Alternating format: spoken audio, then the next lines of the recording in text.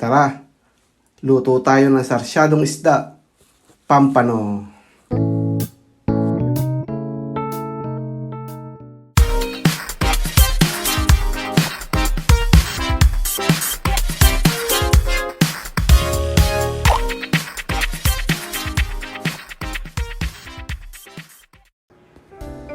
Una, syempre, prito muna natin yung isda.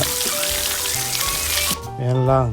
Tapos, maghiwa lang tayo ng bawang, luya at saka sibuyas. Mga kaibigan, palambing naman. Pa-subscribe naman sa channel natin. Paki-share na rin ng video para mas marami ang marating. Salamat po. Napanood ko naman itong luto na ito kay Churba. Sabi ko mukhang masarap, kaya susubukan ko. Kaya shout out kay Churba. Churba ng Mamaro. Umpisahan ko na mag-isa. Simulan ko sa bawang, sa luya at saka sa sibuyas. Inuna ko ang bawang at saka ang luya. Gusto ko ilutong-luto yan. Sa sibuyas naman, okay lang sa akin yun. Hindi masyadong luto yan.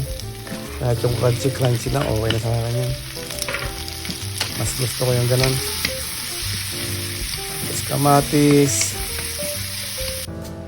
Lulutuin lang natin ang lutong-luto yung kamatis na yan. Dapan-dapa na halos siya. Magtubig-tubig na. Pag nagtubig-tubig na yan, saka durog na, okay na yan. Ganyan na natin ang paminta.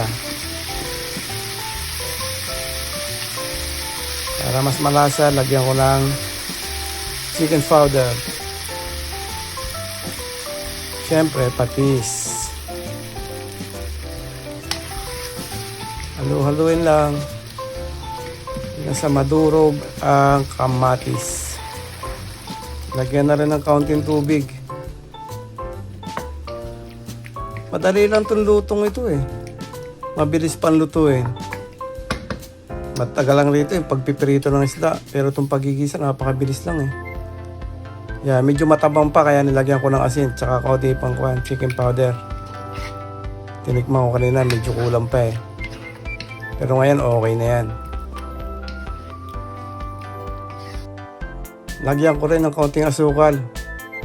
Para medyo may kaunting tamis. Hindi yung puro alat lamang. Tapos yan, ilalagay ko ng itlog. Batihin lang ng konti. Tapos ihalo na natin. Dire-diretso lang halo. Matatansya mo naman yan pag luto na. Siguro mga 1 minuto luto na yan eh. 2 minuto okay na. Ayan na yung kinalabasan no.